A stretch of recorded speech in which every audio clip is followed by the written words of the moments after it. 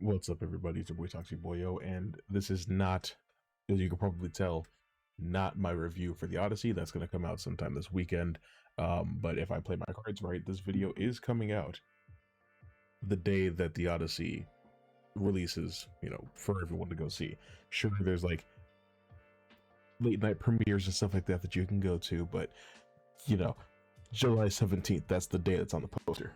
Anyway, this movie's been surrounded by a lot of controversy, stuff that I have kind of just kept my mouth shut on because A, I don't always like giving voice to these sorts of topics online, and B, sometimes I'm just not that interested. But the Rotten Tomato score for the movie from the critics side has just dropped, and it's pretty high score. I think it was like 97 that I saw, and something applied by Asmongold, everyone's favorite Roach King, that it just worked me up to the point where I'm like, you know what, I definitely have to talk about this. It says, I don't think it's a great thing that critics are able to preemptively manufacture a consensus on media like this, especially when this movie has so many hot-button social issues tied into it that critics, in quotes, refuse to address. Critics now offer propaganda rather than insight. It just rubs me the wrong way because it's really a lose-lose situation. If the movie reviews well, then the reviews have to be paid for. It has to be shills. There's no way that these reviews could possibly be legitimate. If they come in and they're negative, then it just reinforces your bias. It confirms what you always thought about the movie, which is that it's doomed to suck because it's got some actors in it that you don't think should be in it. Well, I'm just going to throw some Rotten Tomato scores on the screen from some movies over the last couple years, where sometimes the villain is a straight white guy, sometimes the hero is a straight white guy, sometimes it's about women, sometimes it's about black people. There's movies that reviewed really well over the last couple years. I'll even throw in Oppenheimer, since that's Nolan's most recent film.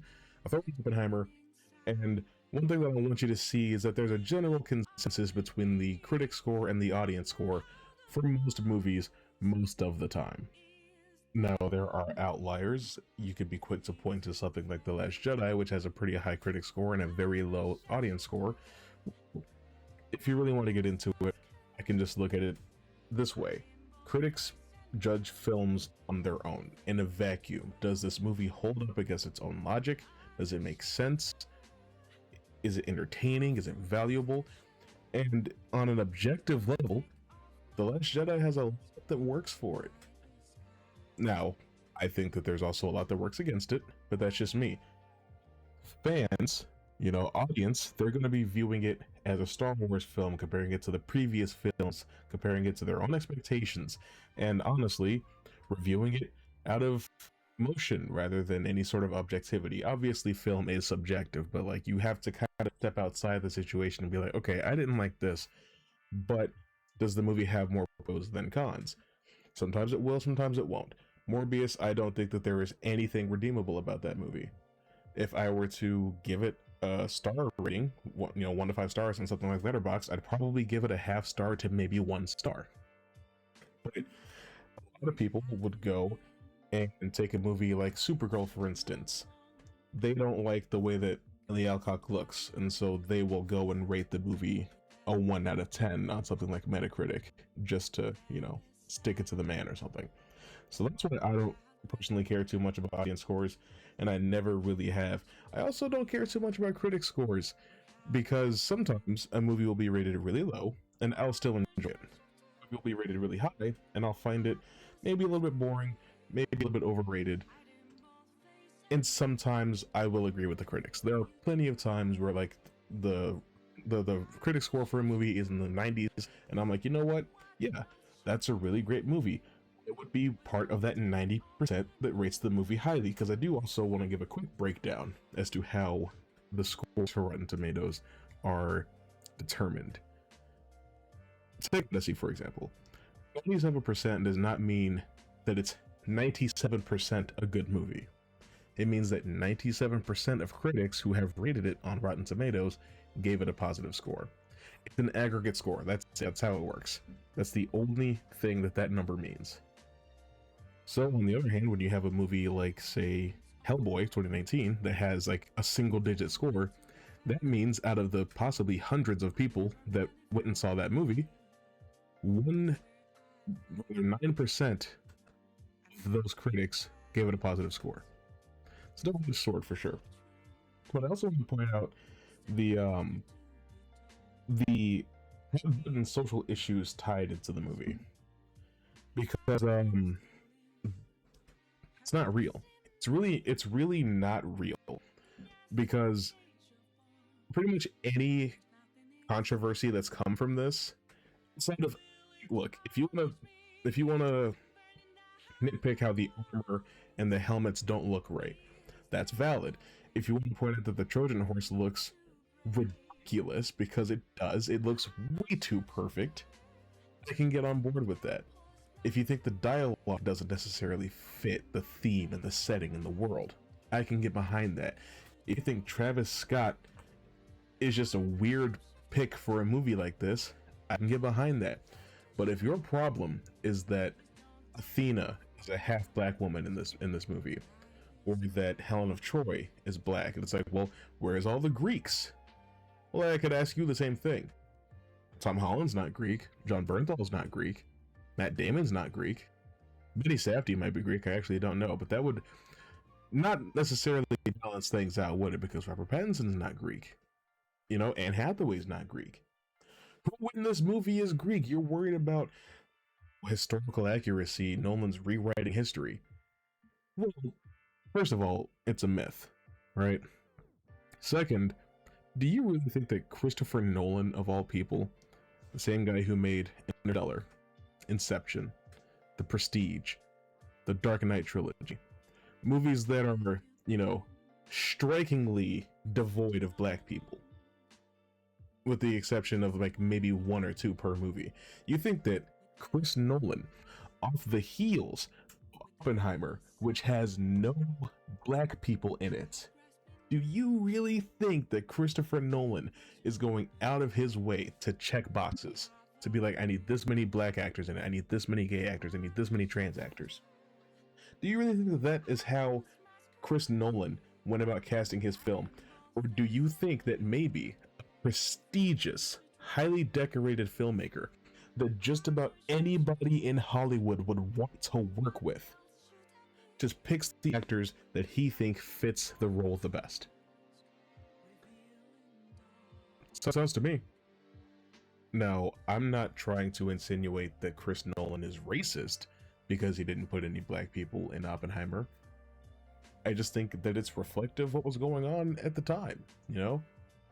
In the 40s, there probably weren't a whole lot of black nuclear physicists involved with the Manhattan Project. That's cool.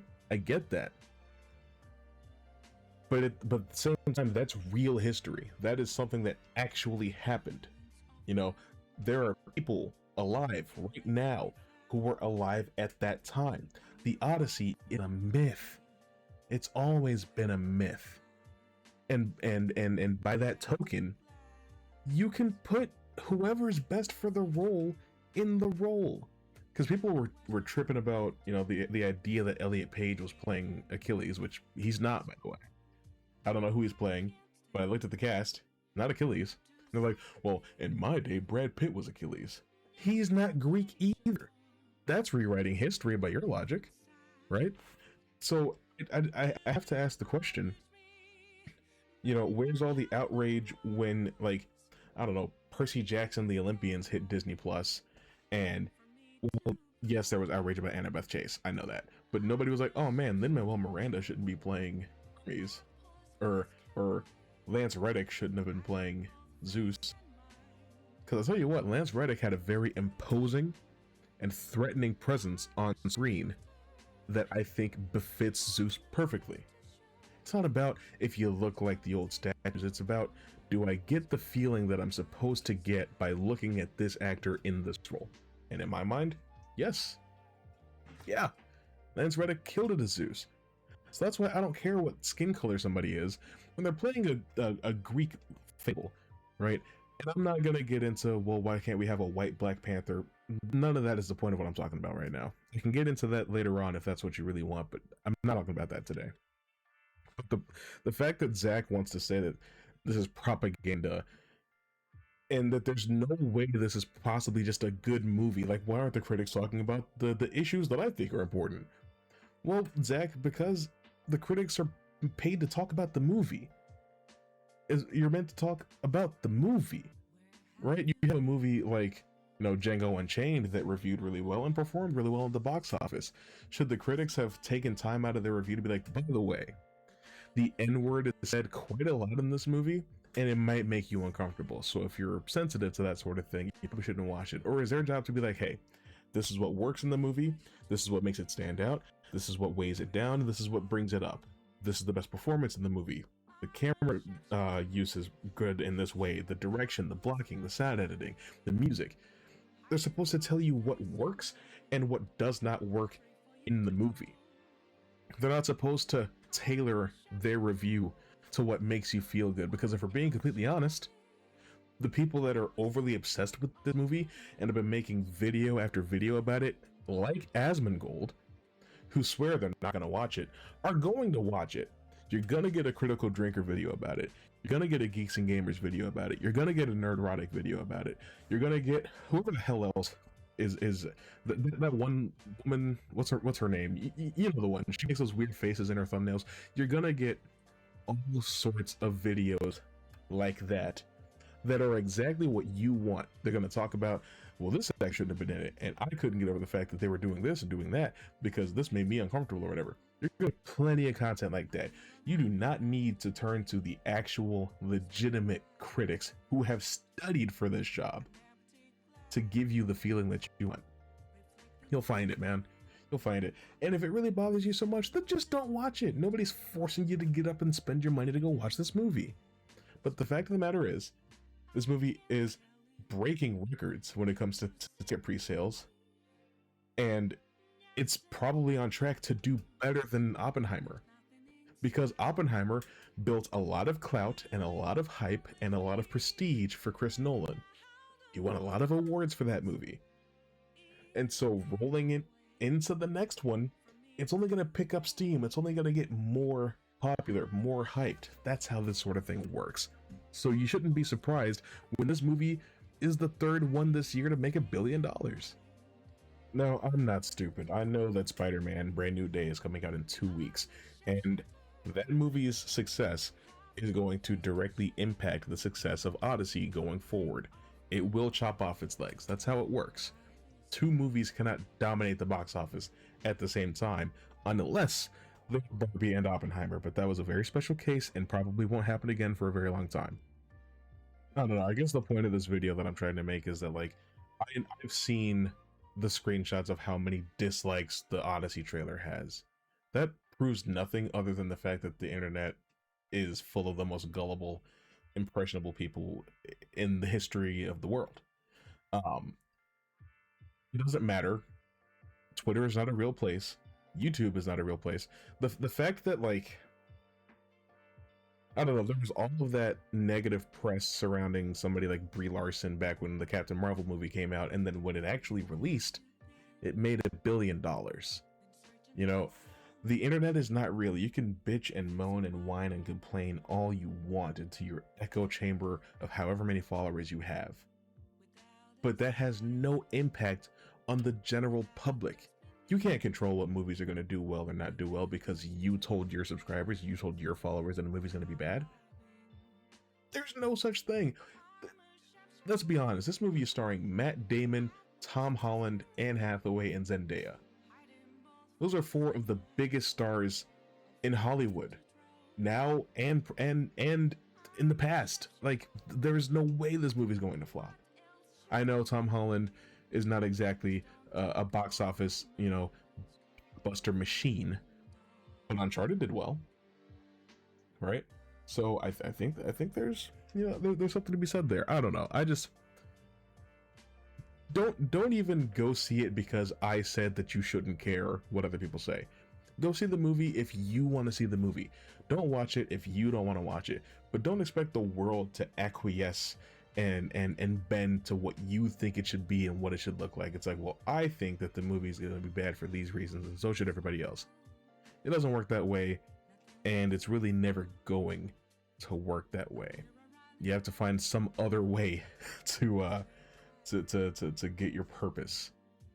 But anyway, I'm gonna go see Odyssey probably tonight, so I will review it for you guys, and we'll talk about it in depth. So I'll see you later.